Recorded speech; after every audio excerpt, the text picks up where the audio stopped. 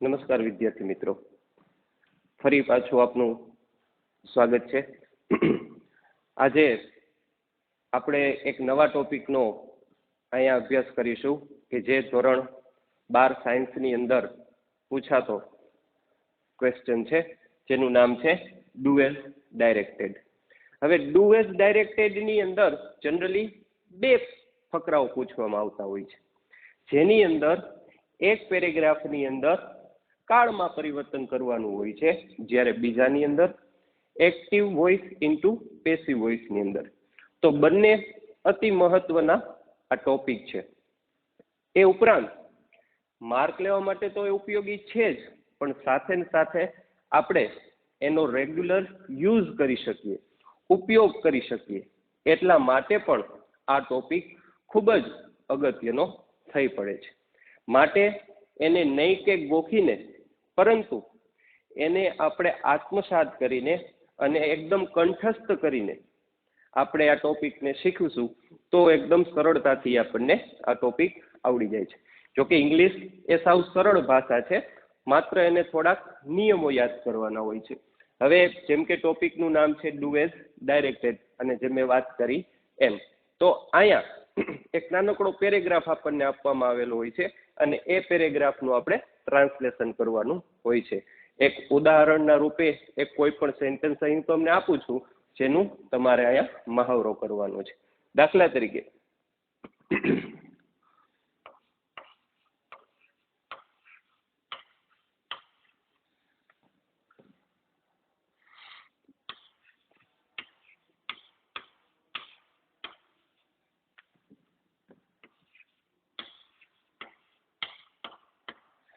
એક અહીં વાક્ય છે, સાવ સિમ્પલ વાક્ય મેં લીધેલું છે, કારણ કે આપણે સરળતાથી કઠિનતા તરફ જવાનું હોય છે, જેથી કરીને આપણને બોજ ન સમજાય। માનો કે અહીં આ જે કર્તા છે, આ ક્રિયાપદ છે, અને આ કર્મ છે કે રાધા મેક્સ અ ડોલ, રાધા ઢીંગલી બનાવે છે। સાદા વર્તમાન કાળનું વાક્ય છે। તો આપણને ખ્યાલ છે કે સાદા વર્તમાન કાળની અંદર સૌ પ્રથમ કર્તા, ત્યાર પછી ક્રિયાપદ, અને ત્યાર પછી કર્મ, અને અન્ય શબ્દો હોય તો અન્ય શબ્દો। પરંતુ આપણને અહીં જ્યારે વાક્ય આપેલું હોય તો એનું જ્યારે પેસિવ વોઇસની અંદર ફેરવવાનું હોય છે, ત્યારે આ કર્તા છે, ક્રિયાપદ છે, અને આ કર્મ, અને આ છે એક્ટિવ વોઇસનું વાક્ય, એટલે આપણે એને શોર્ટ ફોર્મમાં લખીશું એવી। હવે એક્ટિવ વોઇસ એટલે એનું ગુજરાતી થશે કર્તરી વાક્ય, અને જ્યારે એનું આપણે પેસિવ વોઇસ કરીએ તો એને કહેવામાં આવે છે કર્મણી વાક્ય। એટલે કે કર્તરી વાક્યની અંદર કર્તા પ્રથમ હોય છે, અને કર્મણી વાક્યની અંદર જે કર્મ છે એ કર્તાનું સ્થાન લે છે। તો અહીં આપણે જ્યારે એક્ટિવ વોઇસનું પેસિવ વોઇસમાં રૂપાંતર કરીએ ત્યારે સૌ પ્રથમ કર્મ મૂકવામાં આવે છે, એટલે કે કર્મ છે અ ડોલ, એટલે કે ઢીંગલી। હવે કાળ મુજબ છે એ ટુ બી નું રૂપ મૂકવામાં આવે છે। કાળ અહીં છે સાદો વર્તમાન કાળ, તો સાદા વર્તમાન કાળના ટુ બી ના રૂપો છે એમ, ઇઝ ને આર। તો એમ, ઇઝ ને આર કોઈ પણ મૂકવામાં આવશે તો અહીં આ એક વચન છે અ ડોલ, એટલે કે એક વચન છે, એટલા માટે ટુ બી નું ક્રિયાપદ મૂકવામાં આવશે ઇઝ। અને મેક્સનું વી થર્ડનું રૂપ, એટલે કે ભૂતકૃદંતનું રૂપ અહીં મૂકવામાં આવશે, એટલે કે મેડ થઈ જશે। ત્યાર પછી ફરજિયાત આપણે છે બાય મૂકીએ છીએ, અને ત્યાર પછી જો નામ હોય તો નામ, અથવા આપણે એનું આઈનું છે બાય મી થઈ જશે। હું તમને અહીંયા હમણાં લખાવડાવું છું, એ ખાસ કંઠસ્થ કરી લેવાનું છે, અને અતિ સાવ સરળતાથી આ ટોપિક આપણને આવડી જાય એટલા માટે થોડાક જે નિયમો લખાવું છું એ ખાસથી જોજો। બાય રાધા, તો આ એક્ટિવ વોઇસનું પેસિવ વોઇસ થઈ ગયું। આ છે એક નાનકડું સેન્ટેન્સ। આવા સેન્ટેન્સથી જ ફકરો બને છે, અને ફકરાનું આવી જ રીતના આપણે પરિવર્તિત કરવાનું હોય છે પેસિવ વોઇસની અંદર, જે ટોપિક છે ડુ એઝ ડાયરેક્ટેડની અંદર પૂછાય છે। ઓકે, તો હવે એક પ્રશ્ન અહીંયા રહ્યો કે શું દરેક ક્રિયાપદનું છે એ પેસિવ થતું હશે? તો કે ના, ક્રિયાપદ મૂળ બે પ્રકારના હોય છે, ટ્રાન્ઝિટિવ અને ઇનટ્રાન્ઝિટિવ. ટ્રાન્ઝિટિવ એટલે કયા? તો કે સકર્મક વાક્યો. અને ઇનટ્રાન્ઝિટિવ એટલે કયા? તો કે અકર્મક વાક્ય. તો સકર્મક ક્રિયાપદ છે કે અકર્મક ક્રિયાપદ છે એ આપણને ક્યારે ખબર પડે? તો જોઈએ, અહીંયા ખાસ અતિ મહત્વનું છે વિદ્યાર્થી મિત્રો. જો દાખલા તરીકે હી રન્સ, આવું એક નાનકડું વાક્ય છે કે તે દોડી રહ્યો છે, સાદા વર્તમાન કાળનું. હવે સકર્મક છે કે અકર્મક એ જાણવા માટે આપણે વોટ થી પ્રશ્ન પૂછીશું. જો વોટ થી પ્રશ્ન પૂછીશું અને જવાબ મળે તો વાક્ય સકર્મક છે, અને જવાબ ન મળે તો અકર્મક છે. તો જોઈએ, હી રન્સ, તો વોટ થી પ્રશ્ન પૂછીએ, વોટ ડઝ હી રન? તે શું દોડે છે? તો કઈ જવાબ મળે છે? શું દોડે છે એમ જવાબ અહીં મળતો નથી. એટલા માટે આ જે રન ક્રિયાપદ છે એ છે અકર્મક છે. એટલે આનું એક્ટિવ વોઇસ માંથી પેસિવ વોઇસ થાય નહીં. ખાસ ધ્યાન રાખવું, એક્ટિવ વોઇસ માંથી આ ક્રિયાપદનું છે એ પેસિવ વોઇસ થતું નથી, કારણ કે આ અકર્મક છે. તો સકર્મક ક્રિયાપદો કયા છે? દાખલા તરીકે એનું એક જેવું ઉદાહરણ લઈએ, હી ઇટ્સ, તે ખાય છે. હી ઇટ્સ. હવે આ સકર્મક છે કે અકર્મક છે? ચાલો વોટ થી પ્રશ્ન પૂછી જોઈએ એટલે તરત આપણને જવાબ મળી રહેશે. તો જવાબ પૂછીએ, પ્રશ્ન પૂછીએ, વોટ ડઝ હી ઇટ? તે શું ખાય છે? તો જવાબ આપણને મળે છે કે તે વડાપાઉં ખાય છે, પાઉંભાજી ખાય છે, વોટેવર, ગમે તે જવાબ મળે છે. માટે આ છે ઈ સકર્મક, જેને અંગ્રેજીમાં ટ્રાન્ઝિટિવ કહેવામાં આવે છે. એટલા માટે આ વાક્યનું છે ઈ પેસિવ વોઇસમાં કન્વર્ટ થશે. તો વિદ્યાર્થી મિત્રો, આ નિયમોને તમારે ખાસ કંઠસ્થ કરવા રહ્યા, તો જ આપણે છે એ વાક્યનું પેસિવ કરી શકશું. ઓકે, તો અહીં થોડાક આપણે છે પેરેગ્રાફના પહેલા નિયમો જોઈ જોશું, ત્યાર પછી છે એનો પેસિવ વોઇસમાં રૂપાંતર કરીશું.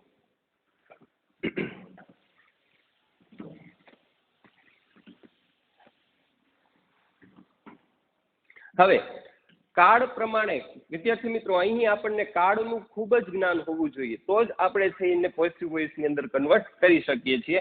તો સૌ પ્રથમ આપણે કાળની વાક્ય રચના જોઈએ. તો સૌ પ્રથમ સાદા વર્તમાન કાળ હોય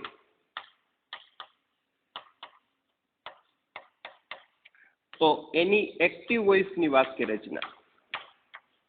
એક્ટિવ વોઇસ એટલે જે મેં હમણાં જ કીધું એમ કે કર્તરી વાક્ય. તો સૌ પ્રથમ એની અંદર છે કર્તા આવે છે, ત્યાર પછી એસ અથવા ઈએસ વાળું ક્રિયાપદ,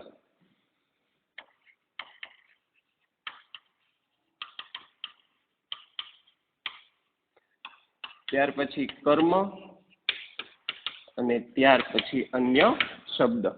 પણ જ્યારે પેસિવ વોઇસ ની અંદર કન્વર્ટ થાય ને ત્યારે કર્મ સૌ પ્રથમ લઈ લેવામાં આવે છે, અને કાળ મુજબ છે એનું ટુ બી નું રૂપ. તો વર્તમાન કાળના ટુ બી ના રૂપો છે એમ, ઇઝ અને આર. ત્યારબાદ વી થર્ડ નું રૂપ, જેને આપણે ભૂતકૃદંત નું રૂપ કહીએ છીએ, એ મૂકવાનું રહેશે. ત્યાર પછી બાય, અને ત્યાર પછી છે કર્તા, ત્યાર પછી અન્ય શબ્દ.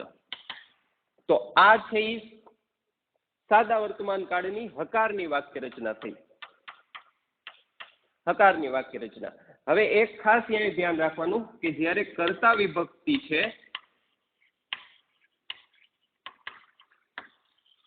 એનું કર્મ વિભક્તિની અંદર રૂપાંતર થાય ત્યારે જો સપોઝ આઈ હોય કર્તા વિભક્તિની અંદર અહીંયા, તો જ્યારે કર્મ વિભક્તિની અંદર છે એ થઈ જશે મી. ત્યાર પછી વી હોય કર્તા તરીકે તો એનું થઈ જશે બાય અસ. અસ છે મૂકવાનું, બાય તો છે આપણે છે જ અહીં. ત્યાર પછી યુ આપેલું હોય તો એનું થઈ જશે યુનું યુઝ.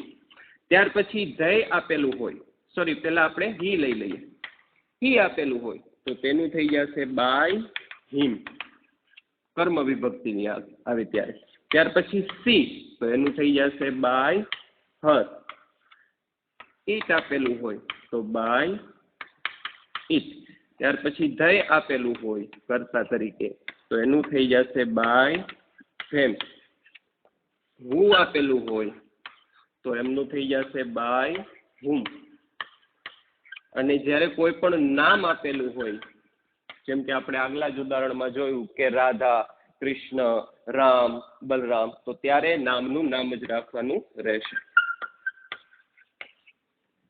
તો આ છે આઈનું મી, વીનું અસ, યુનું યુ, હીનું હિમ, સીનું હર, ઈટનું ઈટ, ધૈનું ધેમ, હુનું બાય વુમ અને છેલ્લે નામનું નામ. તો એ મુજબ છે અહીંયા પરિવર્તિત કરવાનું રહેશે. ખાસ ધ્યાન રાખવાનું. ઝડપથી આપણે નકારની વાક્ય રચના લખી નાખીએ. તો નકારની વાક્ય રચનાની અંદર પણ સૌ પ્રથમ છે કર્તા, ત્યાર પછી સહાયક તરીકે ડુ ડઝ નો ઉપયોગ કરવામાં આવે છે. ત્યાર પછી નોટ. અને ખાસ ધ્યાન રાખવાનું છે, આપણે સ્પોકનમાં પણ જ્યારે બોલીએ છીએ કે મારા પપ્પા દરરોજ છે એ ઓફિસે જાય છે, તો my father goes to office daily.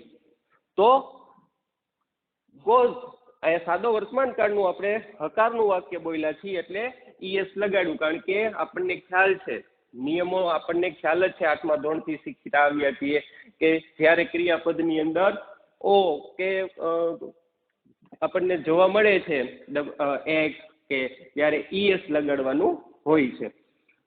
અને જ્યારે નકાર વાક્ય આવે છે ત્યારે ઈએસ વાળું નીકળી જાય છે અને એનું સ્થાન કોણ લઈ લે છે તો કે મૂળ ક્રિયાપદ. હું અહીંયા શોર્ટમાં લખું છું મુક્રી એટલે કે મૂળ ક્રિયાપદ. ત્યાર પછી છે કર્મ આવશે, ત્યાર પછી અન્ય શબ્દ.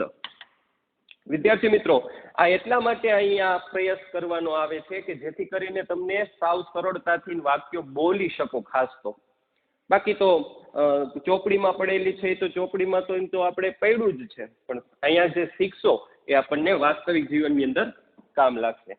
તો જ્યારે એક્ટિવ વોઇસની વાક્ય રચના કરતા મુજબ છે તો એનું પેસિવ વોઇસની અંદર નકારમાં સૌ પ્રથમ છે કર્મ લઈ લેવું પડશે. ત્યાર પછી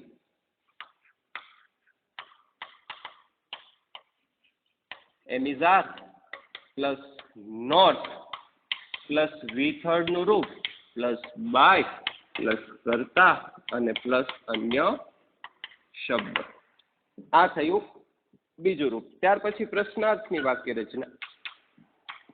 તો ઝડપથી જોઈ લઈએ. એક્ટિવ વોઇસની અંદર વર્તમાન કાળની સૌ પ્રથમ ડુ ડઝ, ત્યાર પછી કર્તા, ત્યાર પછી મૂળ ક્રિયાપદ,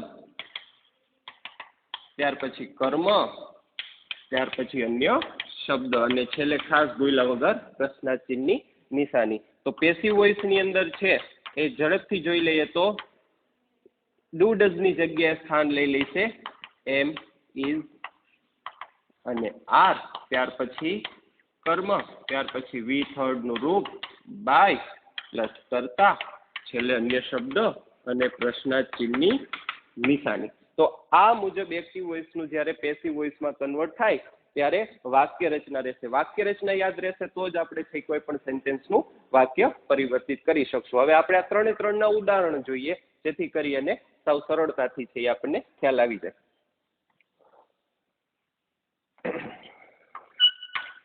એક્ટિવ વોઇસનું વાક્ય છે કે રોહન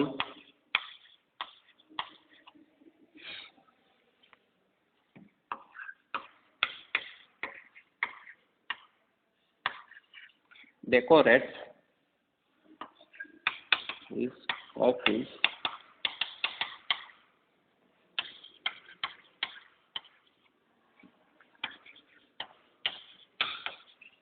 સપોઝ આવું એક વાક્ય આપણે લીધું કે Rohan decorates his office every month. Rohan છે એ તેની ઓફિસ દર મહિને છે એ શણગારે છે. તો હવે પેસિવ વોઇસની અંદર જ્યારે આપણે કન્વર્ટ કરીએ ત્યારે સૌ પ્રથમ છે કર્મ લેવાનું છે. આ કર્તા છે, ક્રિયાપદ છે, આ કર્મ છે અને અન્ય શબ્દ છે. તો સૌ પ્રથમ છે હિઝ ઓફિસ. સાદો વર્તમાન કાળ છે, ઓફિસ એક વચનમાં આવે છે, એટલા માટે ઇઝ ડેકોરેટનું ભૂતકૃદંતનું રૂપ થશે ડેકોરેટેડ.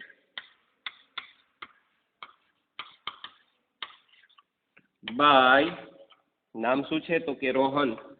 Rohan every month. જોયું વિદ્યાર્થી મિત્રો, આપણને વાક્ય રચના યાદ હતી એટલા માટે આપણે સાવ સરળતાથી છે એનું પેસિવ વોઇસની અંદર રૂપાંતર કર્યું છે.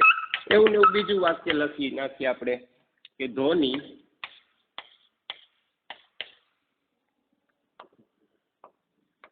does not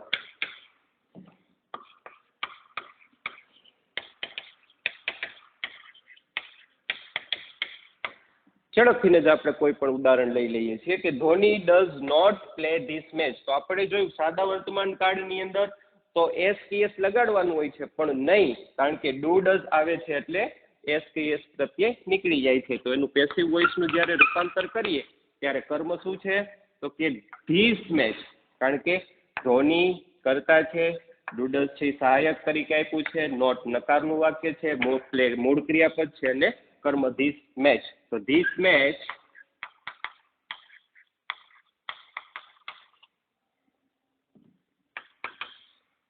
is not played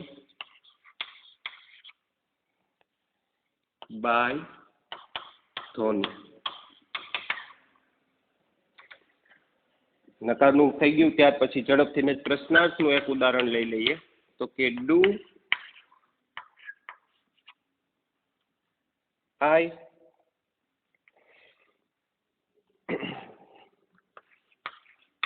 eat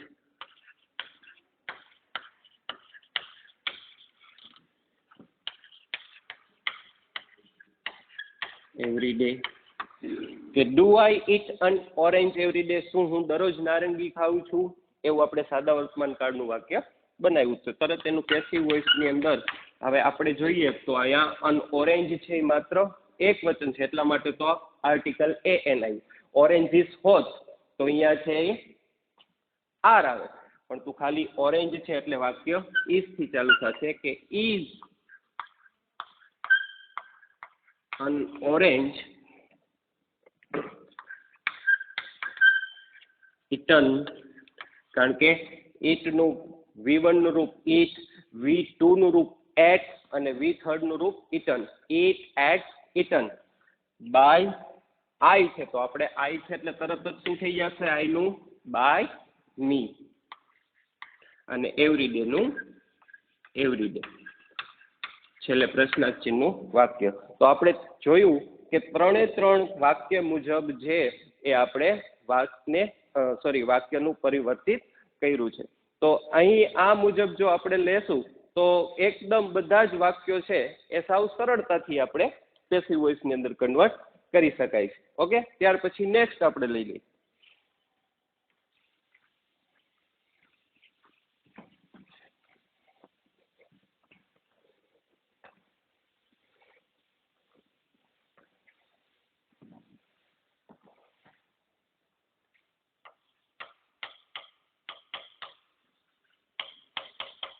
સાદો ભૂતકાળ.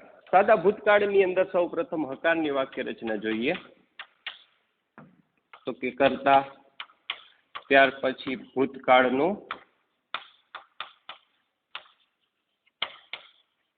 રૂપ પ્લસ કર્મ પ્લસ અન્ય શબ્દ. આથી હકારની વાક્ય રચના છે કે સાદા ભૂતકાળની અંદર આપણે છે ભૂતકાળનું V2 નું રૂપ છે મૂકવાનું હોય છે, અને એનું જ્યારે એક્ટિવ વોઇસમાંથી પેસિવ વોઇસની અંદર કન્વર્ટ કરવામાં આવે ત્યારે કર્તાનું સ્થાન હમણાં જ આપણે કીધું કોણ લઈ લે છે તો કે કર્મ. ત્યાર પછી ભૂતકાળ છે, ભૂતકાળના ટુ બી ના રૂપો છે વોઝ અને વર.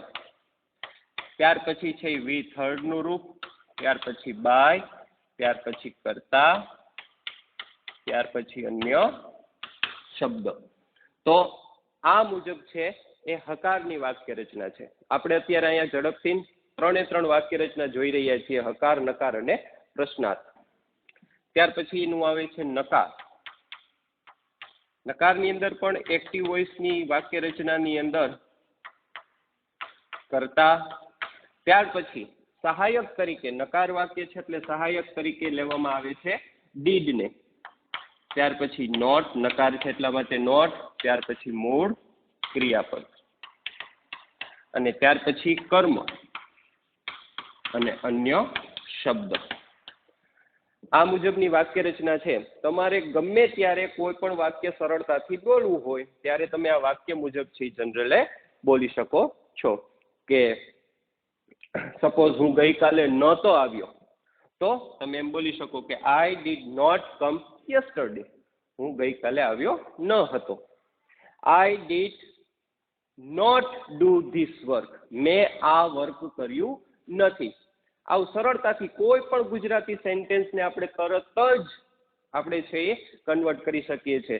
અને વિદ્યાર્થી મિત્રો, જનરલી આપણે ગુજરાતીમાંથી જ્યારે અંગ્રેજીમાં કન્વર્ટ કરવાનું થાય ને, ત્યારે અંગ્રેજીની વાક્ય રચના આ મુજબ છે. ખાસ ધ્યાનમાં આપી દેજો કે એસ, વી અને ઓ, એટલે કે સબ્જેક્ટ, વર્બ, ઓબ્જેક્ટ. ઇંગ્લિશમાં આ મુજબની વાક્ય રચના થાય છે. દાખલા તરીકે રામ પ્લેઝ ક્રિકેટ. પરંતુ જ્યારે ગુજરાતીની અંદર આવે છે ત્યારે વાક્ય રચના બદલાઈ જાય છે. એટલા માટે આપણે થોડીક ભૂલ કરી નાખીએ છીએ. કે સૌ પ્રથમ છે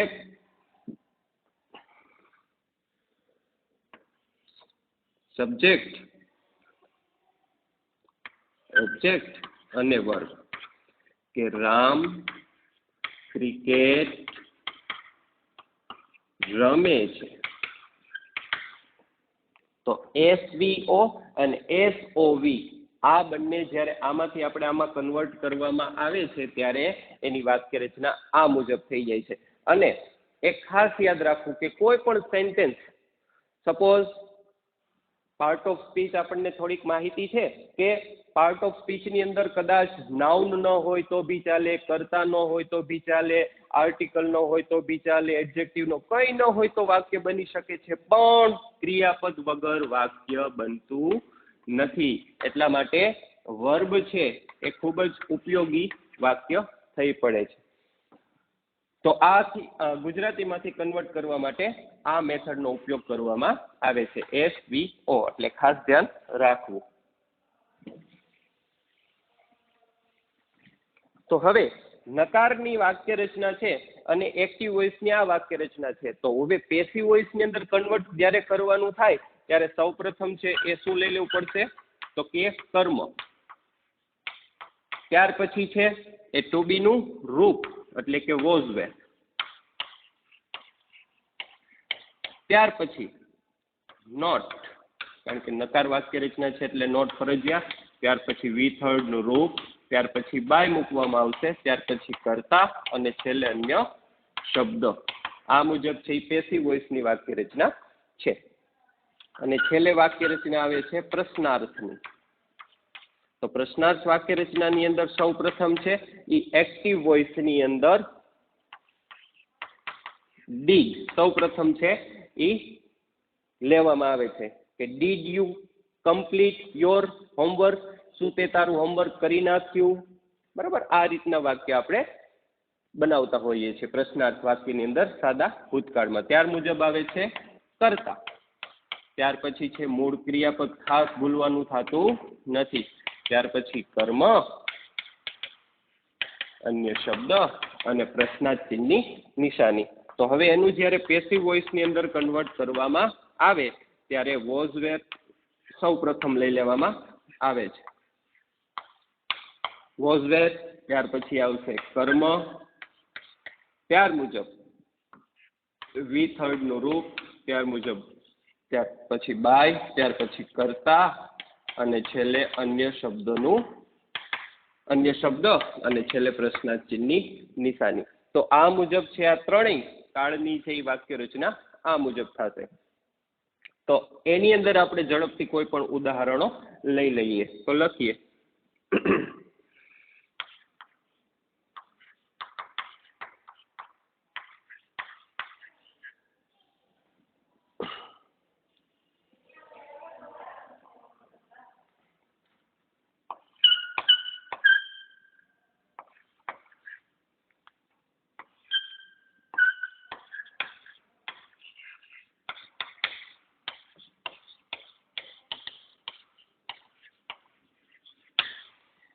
they drew a rangoli yesterday. તેઓએ ગઈકાલે રંગોળી બનાવી હતી.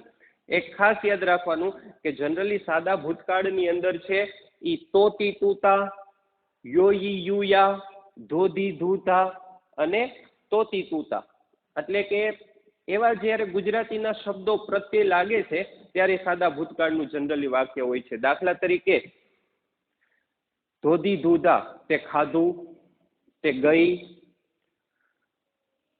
તોતી તૂતા હું રમતો હતો, પાછળ તો આવ્યું. જોયું? તો આવા કોઈ પણ પ્રત્યય દેખાય અને એના માટેનું પણ એક સૂત્ર છે. દાખલા તરીકે ધો, ધી, ધૂ અને ધા. તો, તી, તું, તા, યો, ઈ, યુ અને યા. આ બધા પ્રત્યયો છે એ જનરલી ભૂતકાળની અંદર લાગે છે. અને આપણે સાવ ગુજરાતીમાં એનું સૂત્ર બનાવી નાખીએ તો ધોતિયું. ધોતિયું શબ્દ છે યાદ રાખીએ એટલે તરત આપણને ખબર પડી જાય કે આ ગુજરાતીનું ભૂતકાળનું વાક્ય છે. તો હવે એનું પેસિવ જ્યારે કન્વર્ટ કરવાનું હોય ત્યારે કરતા જઈ છે ડ્ર્યુ, ડ્રો, ડ્ર્યુ અને ડ્રોવન. કર્મ છે અને અન્ય શબ્દ છે. તો સૌ પ્રથમ કર્મ આપણે રંગોલીને લેશું. હવે ત્યાર પછી સાદા ભૂતકાળનું વાક્ય છે અને એક વચન છે રંગોલી. માત્ર એક રંગોલીની વાત કરી છે, રંગોલીની વાત કરેલી નથી. એટલા માટે આ રંગોલી એક વચન છે એટલા માટે વોઝ. આપણને ખ્યાલ છે કે એક વચનની અંદર વોઝનો ઉપયોગ થાય છે અને બહુવચનની અંદર વરનો ઉપયોગ એટલે કે વેરનો ઉપયોગ કરવામાં આવે છે. આ રંગોલી વોઝ ડ્રોવન બાય કરતા જ્યારે ધેય હોય તો કર્મ બાય ધેમ અને યસ્ટરડે નું યસ્ટરડે. તો આ મુજબ આપણને આ સેન્ટેન્સ આપેલું હોય પરીક્ષાની અંદર તો તરત આ મુજબનું આપણે છે કન્વર્ટ કરીને આપણે સાવ સરળતાથી છે માર્ક મેળવી શકીએ છીએ. માર્કની સાથે સાથે આપણે સાવ એને રોજિંદા ઉપયોગમાં પણ એનો ઉપયોગ કરી શકીએ છીએ.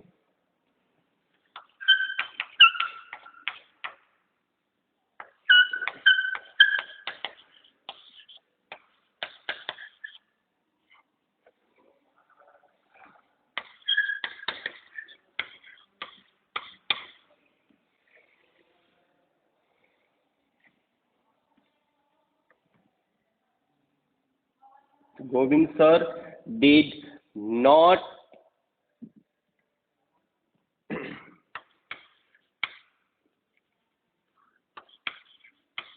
take a tea. અથવા લેવી last day.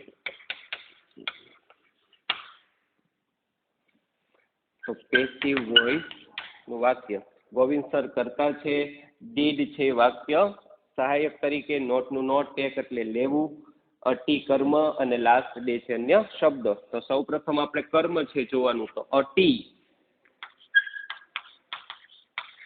was not take, took અને taken.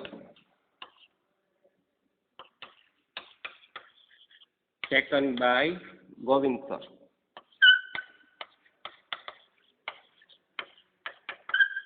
Last day.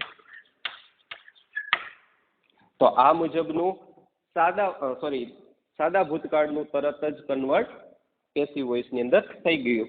અને કોઈ પણ એક પ્રશ્નાર્થ વાક્યનું આપણે લઈ લઈએ તો કે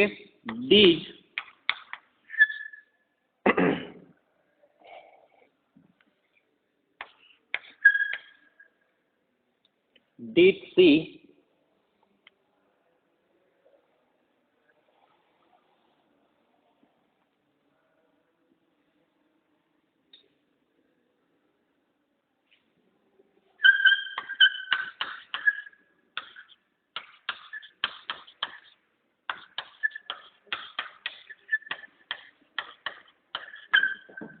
did she make a cake last week? શું તેણીએ ગયા અઠવાડિયે કેક બનાવી હતી? મેકનો અર્થ થશે બનાવવું. તો આપણે પેસિવ વોઇસ જ્યારે કન્વર્ટ કરીએ ત્યારે સૌ પ્રથમ છે એ એક વચન મુજબ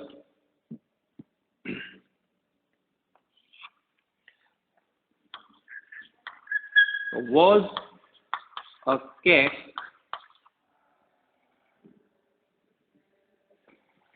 મેકનું થઈ જશે મેડ બાય સીનું હર લાસ્ટ વીક. તો આ મુજબ આપણે સરળતાથી છે કોઈ પણ વાક્યનું એક્ટિવ વોઇસનું પેસિવ વોઇસની અંદર કન્વર્ટ કરી શકીએ છીએ. તો આ મુજબની વાક્ય રચના જો તમને ખાસ કંઠસ્થ હશે તો તમે કોઈ પણ વાક્યનું ઝડપ સરળતાથી છે એ પેસિવ વોઇસની અંદર કન્વર્ટ કરી શકશો. ત્યાર મુજબ આપણે નેક્સ્ટ જોઈએ.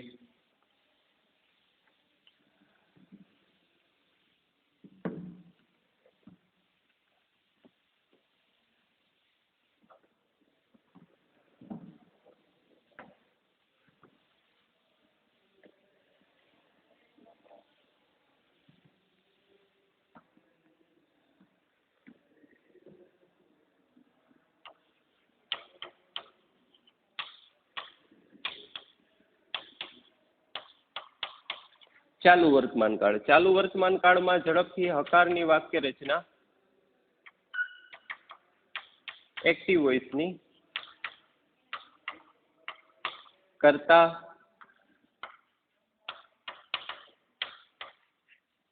એમિઝાર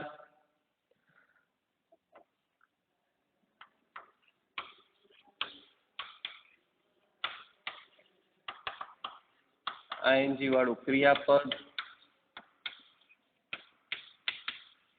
કર્મ અને અન્ય શબ્દ. તો આ મુજબની જ્યારે વાક્ય રચના હોય સાદા વર્તમાન કાળની અંદર તો પેસિવ વોઇસની અંદર જ્યારે કન્વર્ટ કરવામાં આવે ત્યારે કર્તાનું સ્થાન છે એ કર્મ જ લઈ લઈએ છે કર્મ. ત્યાર પછી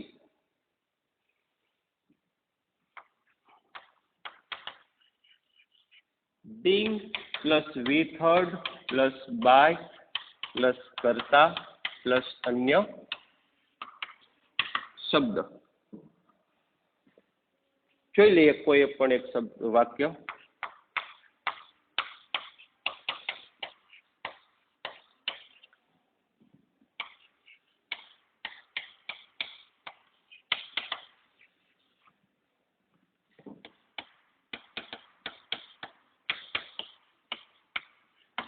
Now, the children are playing cricket now. So, cricket being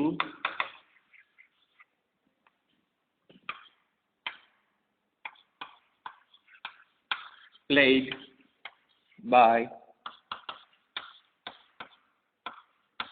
the children now. તો આ મુજબની વાક્ય રચનાથી આપણે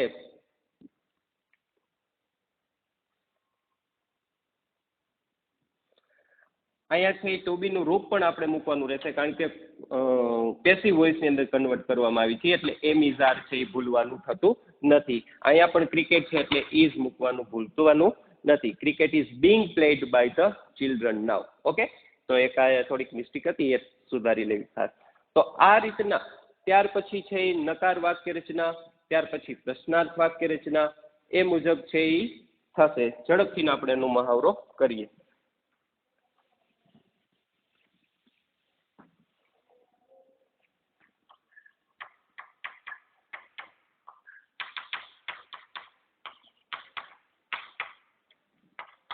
નિઝાર પ્લસ નોટ પ્લસ આઈએનજી વાળું ક્રિયાપદ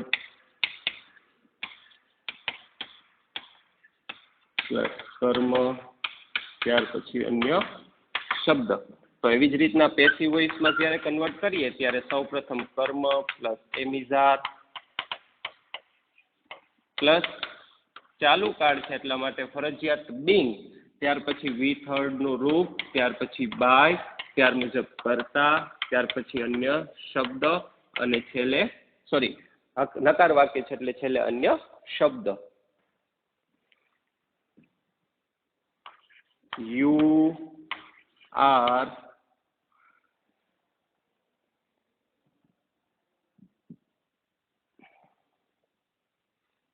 buying a car this moment. તમે અત્યારે કાર ખરીદી રહ્યા છો. તો પેસિવ વોઇસ લઈએ આપણે તો a car is being. By નું ભૂતકૃદંતનું રૂપ થશે બોટ. being bought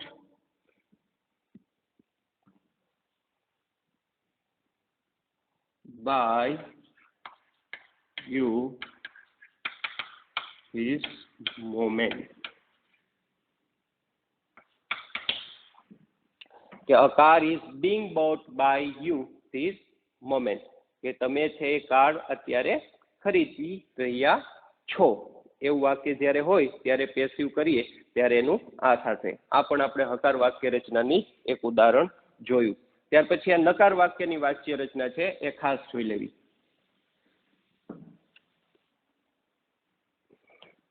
ત્યાર પછી પ્રશ્નાર્થ.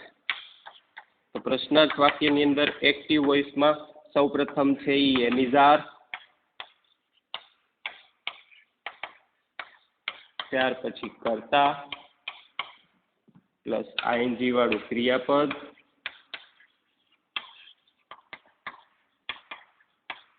પ્લસ કર્મ પ્લસ અન્ય શબ્દ પ્લસ પ્રશ્નાર્થ ચિહ્નની નિશાની. તો આ મુજબ છે એ ચાલુ વર્તમાન કાળની અંદર પ્રશ્નાર્થ વાક્યમાં એક્ટિવ વોઇસની વાક્ય રચના છે, જેનું આપણે પેસિવ વોઇસની અંદર કન્વર્ટ કરીએ ત્યારે સૌપ્રથમ એમિઝારનું એમિઝાર જ મૂકવાનું રહેશે. ત્યાર મુજબ કર્મ, ત્યાર મુજબ પછી બીંગ, ત્યાર પછી વી થર્ડનું રૂપ બાય, ત્યાર મુજબ કર્તા અને છેલ્લે અન્ય શબ્દનું રૂપ અને છેલ્લે પ્રશ્નાર્થ ચિહ્નની નિશાની. તો આ મુજબ છે એ પેસિવ વોઇસની અંદર વાક્ય રચના બને છે. એક ઉદાહરણ એનું જોઈએ.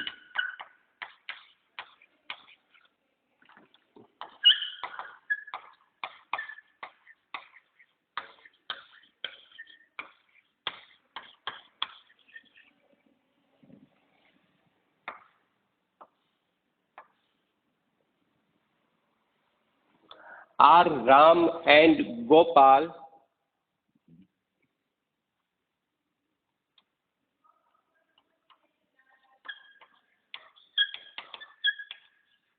paying a bill? શું રામ અને ગોપાલ બિલ ને છે એ ચૂકવી રહ્યા છે? તો પેસિવ વોઇસની અંદર વાક્ય છે એ તો અ બિલ એટલે કે એક વચન છે એટલે is a bill being paid by Ram and Gopal.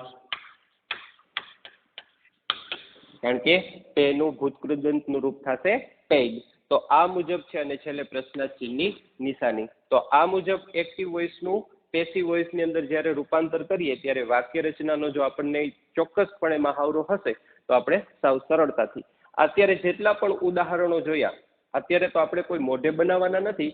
આપણને તો પરીક્ષાની અંદર પેરેગ્રાફ આપેલો જ હશે. માત્ર ને માત્ર આપણે એનું કર્તાનું રૂપ જોવાનું છે, ત્યાર પછી કયા કાળનું વાક્ય છે, ક્રિયાપદ કોને કહેવાય, કર્મ કોને કહેવાય, અન્ય શબ્દો કોને કહેવાય, એના યોગ્ય સ્થાને એને મૂકવાથી આપણને સાવ સરળતાથી છે એ માર્ક મળી શકે છે. એટલા માટે આ જેટલા પણ કાળો છે એનું એક વખત સાવ સરળતાથી આપણે નિયમોનું પાલન કરીએ તો સાવ સરળતાથી આપણને આવડી જશે. આગળ જોઈએ.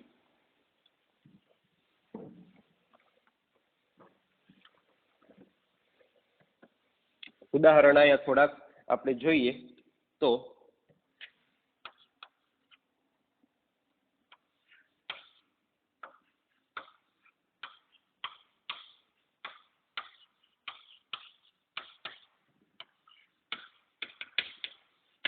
આ સપોઝ વાક્ય રચના નહીં, પરંતુ આપણને આવું સપોઝ વાક્ય આપેલું છે. ચાલો ફકરો જ એક નાનકડો જોઈ લઈએ.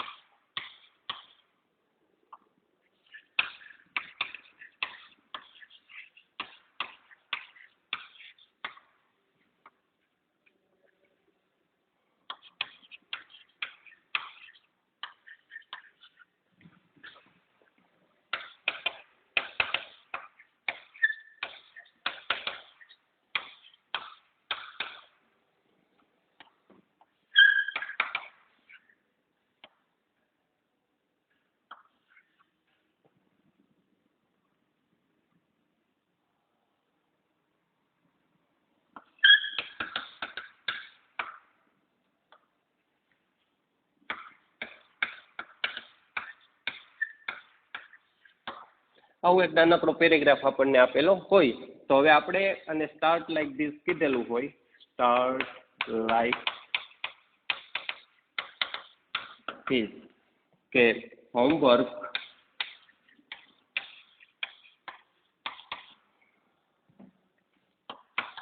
ઇઝ, આમ કરીને આપણને ફકરો આપી દીધેલો હોય અને આપણું જ્યારે આમાં કન્વર્ટ કરવાનું હોય તો સૌ પ્રથમ આપણને ખ્યાલ આવી જશે કે કર્તા, ક્રિયાપદ અને કર્મ. આ કર્મથી વાક્ય આપેલું છે અને આ ડેઈલી છે, અન્ય શબ્દ છે. તો અહીંયા ઇઝ આપેલું છે એટલે કે પેસિવ વોઇસ ની અંદર કન્વર્ટ કરવાનું થશે. તરત આપણને ખ્યાલ આવી જાય છે. તો માય હોમવર્ક ઇઝ, કારણ કે સાદો વર્તમાન કાળનું વાક્ય છે, તો માય હોમવર્ક ઇઝ, ડુ નું ભૂતકૃદંતનું થઈ જશે રૂપ ડન બાય, આઈ નું થઈ જશે મી. તો આ પ્રથમ જે લાઈન છે એ સાવ સરળતાથી થઈ ગઈ. ત્યાર પછી બીજું છે કે my sister cuts an apple daily. તો અન એપલ એક વચન છે એટલા માટે ઇઝ, કટ નું ભૂતકૃદંતના રૂપ છે એ ત્રણેય સરખા છે, ખાલી માત્ર એસ પ્રત્યે નીકળી જશે. કટ કટ કટ એવા ઘણા ક્રિયાપદો એવા છે કે જેના રૂપ ત્રણે ત્રણ સરખા છે. Cut cut cut, put put put, shut shut shut, read read read. બરાબર? તો ખાસ એ મુજબ ધ્યાન આપવાનું. તો કે an apple is cut by my sister. ત્યાર પછી my father goes to office every day. તો કે ટુ ઓફિસ અથવા ખાલી ઓફિસ પણ તમે વાક્યને લઈ શકો કે ઓફિસ, સોરી, આ વાક્ય છે એ ખાસ goes to office. વોટ થી પ્રશ્ન પૂછવામાં આવે તો ક્યાં જ વોટ માય ફાધર ગો, ચાલો એનું છે આપણે જોઈ લઈએ છીએ. પણ ત્યાર પછી છે ચિલ્ડ્રન થી વાક્ય શરૂઆત કરીએ છીએ કે children are playing kho kho on the cricket. તો કે kho kho is being played by children. ત્યાર પછી I and my friend did not dig a ditch. તો ditch એટલે થશો ખાડો. તો કે a ditch was not dug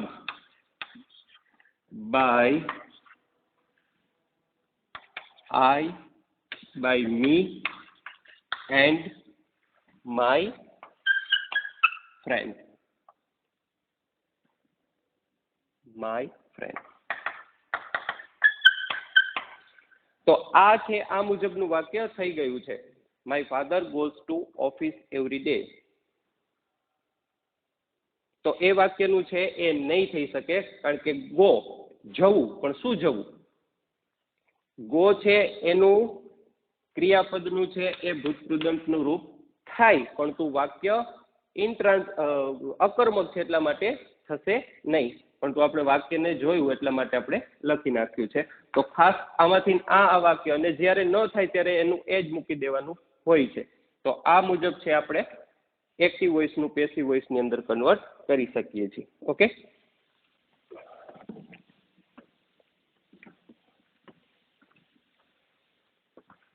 જે આપણે શરૂઆતથી જ કીધેલું એ કે કોઈ પણ ક્રિયાપદ સકર્મક છે કે અકર્મક છે એ આપણને ત્યારે જ ખબર પડશે કે જ્યારે આપણે વોટથી પ્રશ્ન પૂછીએ. દાખલા તરીકે હવે he go, what does he go, તે શું જાય છે? ક્યાં જાય છે એમ નથી પૂછવાનું, વેરથી નથી, પણ શું જાય છે, એટલે જવાબ આવતો નથી. એટલે આ ઇનટ્રાન્ઝિટિવ એટલે કે અકર્મક વાક્ય છે, એટલા માટે તેનું પેસિવ વોઇસ થશે નહીં. તો ખાસ એ જોઈ લેવાનું રહેશે. આપણે લખ્યું ભલે લખ્યું, પરંતુ તેનું પેસિવ વોઇસ થશે નહીં, એટલે ખાસ ધ્યાન આપવાનું. તો આ મુજબ આપણે આજે થોડાક એક્ટિવ વોઇસમાંથી પેસિવ વોઇસની અંદર કન્વર્ટ કર્યા. તો સાવ સરળતા જ છે. નિયમો છે એકદમ કંઠસ્થ કરો, મહાવરો કરો, એટલે સાવ સરળતાથી આવડી જશે. અને ડુએસ ડાયરેક્ટ એડની અંદર તે પૂછાઈ શકે છે. તો એનું ખાસ ધ્યાન રાખવું.